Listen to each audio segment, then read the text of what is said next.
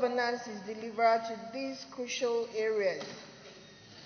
The bill is also intended to correct the top-bottom approach of governance and replace it with the bottom-up approach.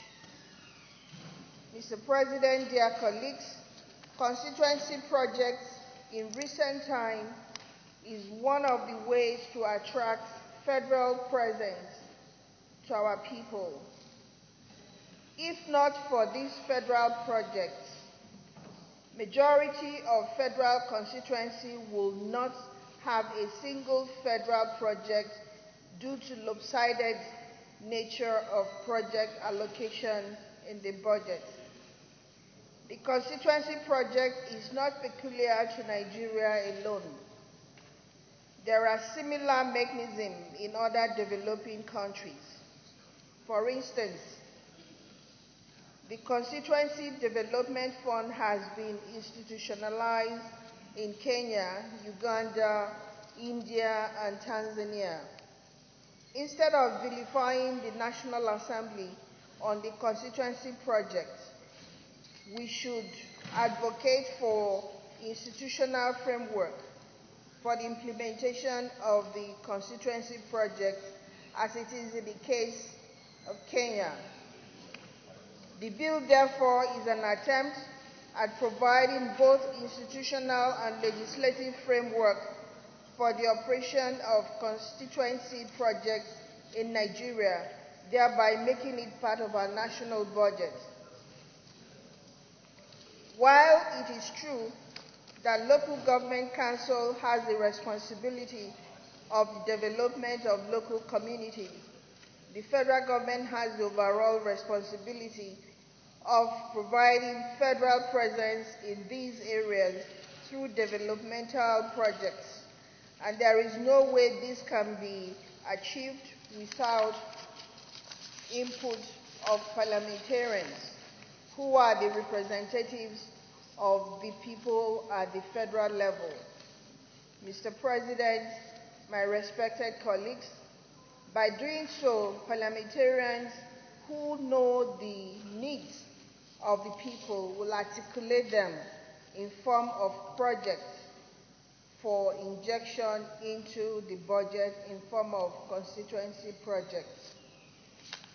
Mr. President, the most interesting thing about this constituency project bill includes, number one, projects under this act, when passed, shall be community-based in order to ensure that prospective benefits are available to widespread cross-section of the inhabitants of a particular area. Number two, any funding under this act shall be for complete project or a defined phase of a project and may include the acquisition of land and buildings. The third one is that all projects shall project as defined under this act when passed and may include costs related to feasibility studies, planning and design, or other technical inputs for the project, but shall not include recurrent costs of a facility.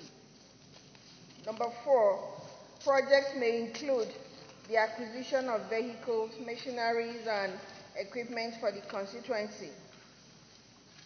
Most legislators, Mr. President, around the world angle for such projects such that they can appeal to the voters in their constituents, since they seek votes just as executives does. In most democracies, Mr. President, it is a process used to obtain funding from a central government to finance projects befitting the legislator's local constituents. It is also known as earmarking or pork kernel in US. Constituency projects shall constitute 20% of our annual budget by ensuring that certain portion of the nation's annual budget be set aside for rural development. Mr. President, my dear colleagues, the Greek philosophy philosopher Aristotle averred that the state exists for the greater good of humanity. Democracy, on the other hand, gives people the opportunity to determine how they are governed.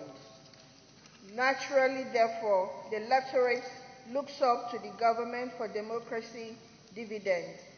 The National Assembly, in response to the yearning of their constituents for development and federal presence, demanded and got the constituency project approved. We must therefore seek for ways of institutionalizing it, and that is what the bill seeks to provide. Mr. President, my dear colleagues, since the inception of constituency projects in Nigeria, there have been many misconceptions and misinterpretations and other judgments of constituency project administration. This, and indeed some other factors, have painted the hallowed chambers of National Assembly in a very bad light. It is instructive to know, by way of educating the general public, that members of National Assembly merely identify the needs of the constituents and recommend same to the executives during budgeting. Ultimately, they have no direct control over the implementation nor the award, neither financing or supervision of constituency projects. All these are done by appropriate agencies other than National Assembly. This bill, therefore, is an attempt to give constituency projects a legislative framework to ensure that all the controversies surrounding the issue is cleared. I therefore urge my colleagues to support this bill and to ensure that we all push it to the extent that it is passed into law. Making this work is to the benefit of our people. Mr. President, I want to make a comment before I sit down.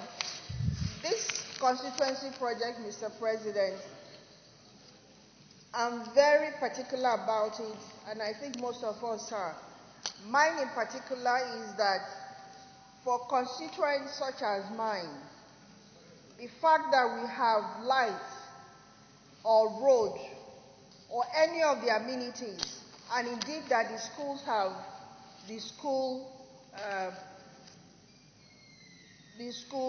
facilities, is because of constituency projects. If we fail to institutionalize it, if we fail to provide the necessary framework, the legal framework to sustain it, constituencies such as mine, rural constituencies, will not be able to have the necessary developments, and neither will they participate in the developmental programs that comes to Nigeria. There are places in my constituency as we speak where children have to walk for 5 kilometers before they can access school. There are still places where transformer electricity is a luxury, and the only way they can have those luxuries that are supposed to be basic requirements is through constituency projects. I urge my dear colleagues to please support the accelerated passage of this bill. I so submit. Mr. President, distinguished colleagues, I want to second and support that this bill be read the second time. And in doing so, Mr. President, let me say that the subject of the bill is one that definitely requires not just our action but intervention in this manner at this time. Like the lead debater said, there are a lot of misinterpretations, misinformation, and even disinformations out there. And it is very obvious that if we are to look at the intent of the Nigerian Constitution that says we must act in a manner that gives every constituent part of this country a sense of belonging and that national feeling, then you agree with me that, of course, it is only through the instrumentality of the constituency project that every constituent part of Nigeria is getting, no matter how little, something that comes from the federal government. And I think if this is the intendment, then it is a responsibility on our own part to try to work to ensure that those misinterpretations are removed. And this bill seeks to do just that. I believe sincerely, Mr. President, distinguished colleagues, that these little projects, because some analysts have said they are little projects and they are distorting, I don't see so, because when we go to ask for votes during election, we go to polling units that are located in the remotest area, and they also go in to go and cast their vote, just that one vote that anybody in any part of this country is entitled to. I think it is only very fair that we try to ensure that every part of this country have that sense of belonging by getting those little interventions as democratic dividends. And so, within this context, to have something institutionalized in a manner that sends clarity, that sends continuity, and to ensure that these projects are properly placed, the idea of getting it from bottom up is what we have actually been doing, because when you go to campaign, you get a list of problems. And I think it's only a bad politician that will come when you have this opportunity to say that you want to ignore those little things that your people actually told you they are interested in. So, Mr. President, distinguished colleagues, as straightforward as this seems, to me, I think it's a very important thing that we should work very hard on. Let's all look at it, particularly when we look at the content of the bill, when we look at exactly the provisions, to ensure that we have those things that can make the idea of constituency project to truly serve that thing that this night Senate have said, a Senate that works for Nigerians, a parliament that works for Nigerians, so that through this we are able to achieve that. Thank you for this opportunity. Is there anybody against the bill? Okay, I'll put the question. Those in favor that this bill be now read a second time, say aye. Those against, say nay.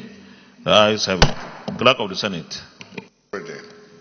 A bill for an act to provide for constituency projects in the annual budget of the Federation and for other matters connected there with 2019, second reading taken, and the bill is referred to the Senate Committee on Finance to report back within 4 weeks.